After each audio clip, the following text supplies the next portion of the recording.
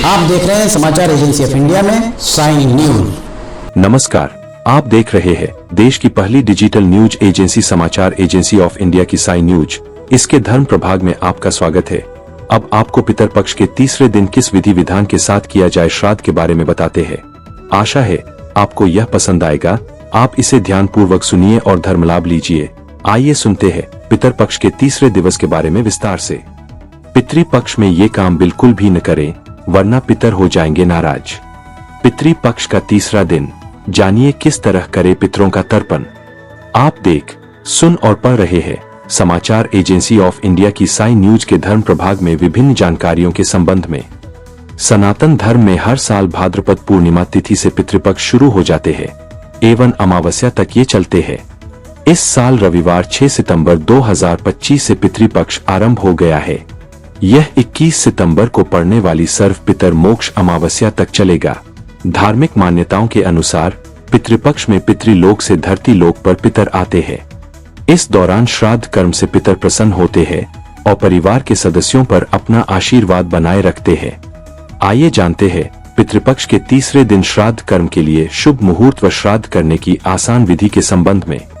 पितरपक्ष अगर आप जगत को रोशन करने वाले भगवान भास्कर, भगवान विष्णु जी, देवाधिदेव महादेव, ब्रह्मांड के राजा भगवान शिव एवं भगवान श्री कृष्ण जी की आराधना करते हैं, और अगर आप विष्णु जी, मर्यादा पुरुषोत्तम भगवान श्री राम जी एवं भगवान कृष्ण जी के भक्त हैं, तो कमेंट बॉक्स में जय सूर्य देवा, जय विष्णु देवा, ओम नमः शिवाय, जय श्री कृष्ण, जय श्री राम, हरिओम तत्सत, ओम नमो भगवते वासुदेवाय नमः लिखना न भूलिए। विद्वान जानकारों के अनुसार तृतीया तिथि के दिन स्वर्गवासी माता, पिता या अन्य पूर्वजों का श्राद्ध एवं तर्पण मृत्यु तिथि के अनुसार पितृपक्ष की तृतीया को किया जाता है। इस बार 20 सितंबर को श्राद्ध तर्पण का तीसरा दिन रहेगा। सभी दिवंगत व्यक्तियों की पुण्यतिथि के दिन ही उनका श्राद्ध करना चाहिए। मृत्यु तिथि से तात्पर्य उस तिथि से है जो तिथि अंतिम श्वास परित्याग के समय विद्यमान हो। उसी तिथि को श्राद्ध पक्ष में दोपहर के समय, दोपहर 12:30 से 1 बजे के बीच श्राद्ध करना चाहिए। तृतीया के दिन जिन लोगों का देहांत अर्थात तिथि अनुसार दोनों पक्षों कृष्ण या शुक्ल पक्ष की तृतीया तिथि हो हुआ है, उनका श्राद्ध इस दिन किया जाता है। अगर तिथि ज्ञात न हो तो सर्व पितृ अमावस्या को श्राद्ध करें। जानिए किस तरह किया जाए तर्पण। पितरों को तर्पण करने वाले जल में काले तिल, जौ, चंदन, अक्षत आदि मिला ले। श्राद्ध कर्म में तिल कुशा सहित जल लेकर पितृ तीर्थ यानी अंगूठे की ओर से पिंड पर छोड़ने से पितरों को तृप्ति मिलती है। पितृपक्ष में पंचबली देवताओं को भोग, गौ ग्रास, कुत्ते कौवे तथा चींटी को भोजन देना अत्यंत शुभ माना जाता है। वहीं भोजन का प्रथम ग्रास गाय, द्वितीय पक्षी के और तृतीय कुत्ते के निमित्त ग्रास निकालना चाहिए। जिस दिन श्राद्ध हो उस दिन द्वार पर दोनों और शीतल जल छिड़कर पितरों के आगमन की तैयारी करनी चाहिए। किसी योग्य ब्राह्मण को भोजन कराकर वस्त्र आदि देकर विदा करना चाहिए। पितरों की आत्मा शांति के लिए श्राद्ध, तर्पण और पिंडदान के कार्य किए जाते हैं। इन सामग्रियों का किया जाता है पूजा में प्रयोग करें। जानकार विद्वानों का मानना है कि गंगाजल, कच्चा दूध, जौ, तुलसी और शहद मिश्रित जल की जलांजलि देने के बाद गाय के घी का दीप जलाने का प्रावधान है। धूप देना चाहिए। गुलाब के फूल और चंदन पितरों को अति प्रिय माने जाते हैं। उसके बाद जितने भी पूर्वजों का नाम याद हो ध्यान करके स्वधा शब्द से जलार्पण करना चाहिए। श्राद्ध में कही, खीर, पूड़ी और सब्जी का भोग लगाया जाता है। तृतीय श्राद्ध में 3 ब्राह्मणों को भोज कराया जाता है। उन्हें चीनी चावल के साथ ही यथाशक्ति दान देकर तृप्त किया जाता है। इन दिनों में भूल के भी ना करे ये काम, अन्यथा पितर हो सकते हैं रुष्ट। हिंदू धर्म में पितृपक्ष का विशेष महत्व होता है। पितृपक्ष का समय पितरों यानी पूर्वजों के लिए समर्पित है। इसकी शुरुआत भाद्रपद मास के शुक्ल पक्ष की पूर्णिमा तिथि से होती है, जो अश्विन मास की अमावस्या तिथि को समाप्त होती है। ऐसे में इस दौरान घर की रसोई में मांस, मछली, लहसुन, प्याज, मसूर की दाल भूलकर भी न बनाएं। ऐसा करने से पितृदेव नाराज होते हैं और पितृ दोष लगता है। इसके साथ ही इस दौरान जो लोग पितरों का तर्पण करते हैं, उन्हें शरीर में साबुन और तेल का प्रयोग नहीं करना चाहिए।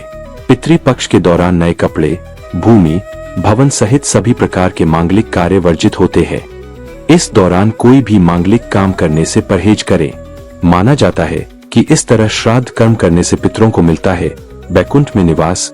जानकार ज्योतिषों के अनुसार जिस तिथि को माता पिता, दादा दादी आदि परिजनों की मृत्यु होती है, उस तिथि पर इन 16 दिनों में उनका श्राद्ध करना उत्तम रहता है।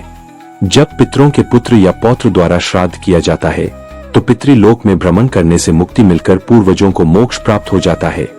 जानकार विद्वानों के अनुसार मोक्ष नगरी गयाजी में तीसरे दिन पिंडदानी फल्गु स्नान करके उत्तर मानस जाते हैं। वहां स्नान, तर्पण, पिंडदान, उत्तरारक दर्शन किया जाता है।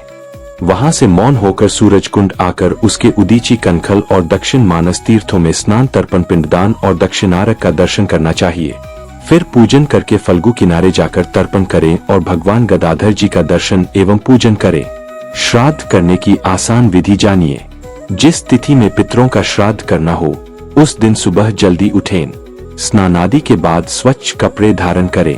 पितृस्थान को गाय के गोबर से लीपकर और गंगाजल से पवित्र करें। महिलाएं स्नान करने के बाद पितरों के लिए सात्विक भोजन तैयार करें। श्राद्ध भोज के लिए ब्राह्मणों को पहले से ही निमंत्रण दें। ब्राह्मणों के आगमन के बाद उनसे पितरों की पूजा और तर्पण कराएं। पितरों का नाम लेकर श्राद्ध करने का संकल्प ले।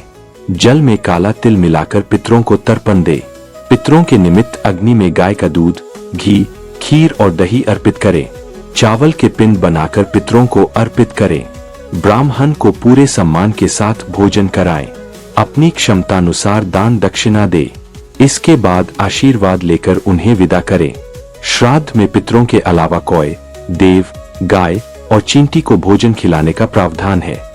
इस दिन श्राद्ध अभिजित, कुतुब या रोहिणी मुहूर्त में किया जाता है। तृतीया श्राद्ध को विधिवत रूप से करने पर सद्बुद्धि, स्वास्थ्य और समृद्धि प्राप्त होती है।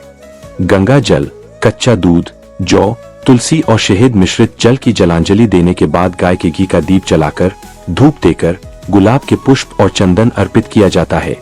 तत्पश्चात पिता से प्रारंभ करके पूर्वजों के जहां तक नाम याद हो वहां तक के पितरों के नामोच्चारण करके स्वधा शब्द से अन्न और जल अर्पित करना चाहिए तथा इस दिन भगवान विष्णु और यम की पूजा करने के बाद तर्पण कर्म करना चाहिए।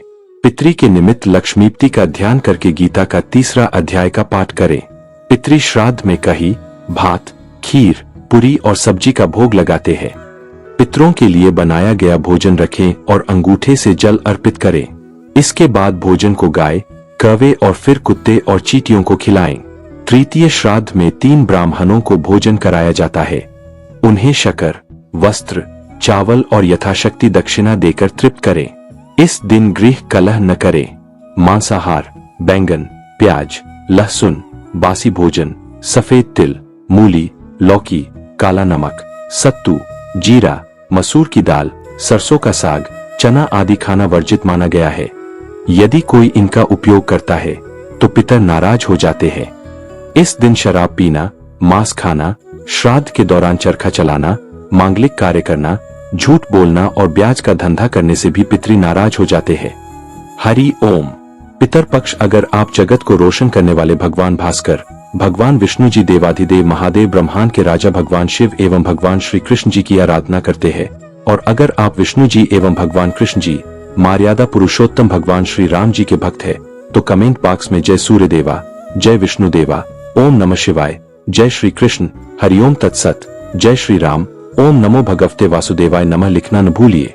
यहाँ बताए गए उपाय, लाभ, सलाह और कथन आदि सिर्फ मान्यता और जानकारियों पर आधारित है। यहाँ यह बताना जरूरी है कि किसी भी मान्यता या जानकारी की समाचार एजेंसी ऑफ इंडिया के द्वारा पुष्टि नहीं की जाती है। यहाँ दी गई जानकारी में निहित जानकारी विभिन्न माध्यमों, ज्योतिषियों, पंचांग, प्रवचनों, मान्यताओं, धर्म ग्रंथों, दंत कथाओं, किंवदंतियों आदि से संग्रहित की गई है। आपसे अनुरोध है कि इस वीडियो या आलेख को अंतिम सत्य अथवा दावा न माने एवं अपने विवेक का उपयोग करें। समाचार एजेंसी ऑफ इंडिया पूरी तरह से अंधविश्वास के खिलाफ है।